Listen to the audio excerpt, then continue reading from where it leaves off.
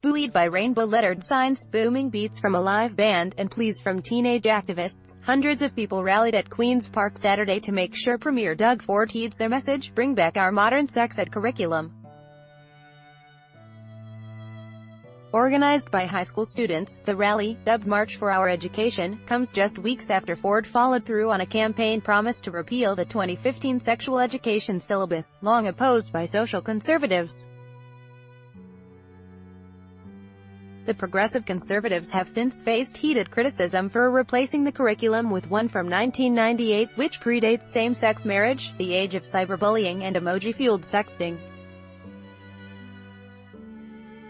Students, teachers, LGBTQ activists and parents were among hundreds who rallied at Queen's Park on Saturday. Carlos Osorio, Toronto Star. Some protesters on Saturday were also pushing the government to move ahead with proposed curriculum revisions that would better reflect the experiences of Indigenous peoples. Carlos Osorio, Toronto Star. Saturday's rally, dubbed March for Our Education, was organized in response to the Ontario government's rollback of the 2015 sexual education curriculum. Carlos Osorio, Toronto Star. Opposition leader Andrea Horwath speaks with the counter-protester at Queen's Park on Saturday. Carlos Osorio, Toronto Star. On Friday, Ford pledged his government would consult with parents in every riding before rewriting the curriculum, but as of yet, the government has released no details on the price tag or timetable for the consultations.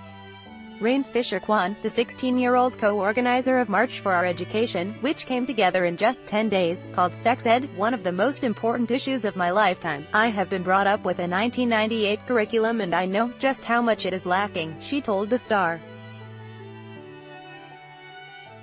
"We can't go back to it, too much is at stake." Article continued below. Teachers, LGBTQ activists and parents pushing children in strollers were among the hundreds who gathered under sunny skies on the front lawn of Queen's Park. Many carried signs that poked fun at the 1998 sex ed syllabus by comparing it to boy bands, mixtapes, Pepsi Clear and other cultural touchstones from the 1990s.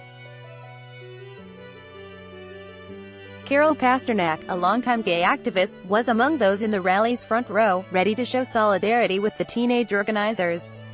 She called the sex ed issue a matter of life and death, which is why she made a sign, put on a bright orange t-shirt, and, at the age of 64, came to her first protest. "If gay kids don't know it's okay to be gay, they are stressed, depressed, and that can destroy their relationships with their friends and families," she said, adding that queer youth are more likely to commit suicide than their straight peers. "They need to know that being gay is normal. The hatred and lack of understanding is killing us." Read more. Editorial: Ontario's education minister needs to fix sex education mess. Teachers will have flexibility on sex ed curriculum. Ford insists no price tag or timetable for province-wide consultation on sex ed. Article continued. Bella having a modern sex ed curriculum was so important to Tasha Farrington that she and her husband, Sian Eisenhammer, packed up their 2 young daughters and drove more than an hour from Keswick, near Lake Simcoe, to attend Saturday's rally. "I want my children to grow up knowing they have a voice, that they can have an impact on the world," she said, cradling her 8-month-old daughter on her chest. "I don't want my children to be raised with that curriculum. It's not safe." NDP leader Andrea Horwath drew cheers from the crowd as she criticized the progressive conservatives' terrible decision to revert to the 1998 sex ed curriculum. "It was never good enough to keep young people safe, even in 1998, said Horwath.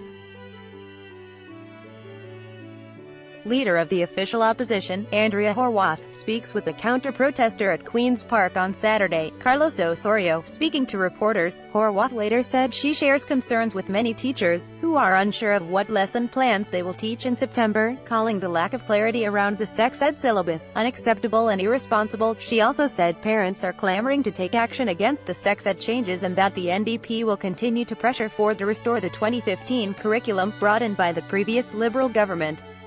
"It's not too late. School doesn't start until September and there is curriculum in place and available that can begin to be taught immediately, one that all teachers are aware of because they have been working with it already." Along with rallying for the return to evidence-based sex ed, March for Our Education organizers said they want the current government to move ahead with proposed revisions to the current school curriculum that would better reflect the experiences of Indigenous peoples. Earlier in July, the Ministry of Education cancelled 3 curriculum writing sessions that were to take place this summer, including 2 that were to add Indigenous content. Teachers, gay rights activists and parents pushing children in strollers were among the hundreds who gathered at Queen's Park. Carlos Osorio, Hannah Glow, a Toronto area high school teacher who attended Saturday's rally, said Canada has a duty to work toward reconciliation, which means it must be taught in schools. Students want to learn more and more about the Truth and Reconciliation Commission, said Glow, who came to the protest with her friends and colleagues, Kate Curtis and Kiara Kapazi. All 3 Toronto high school teachers have taught both the 2015 sex ed curriculum and the 1998 version. Curtis, a health and physical education teacher, said the 2015 syllabus saves lives. She said evidence-based sex ed gives teachers the training and resources to help answer the many questions teenagers have about their bodies, their sexuality and how to negotiate consent. No matter the curriculum we have, these kinds of questions from kids don't go away, she said.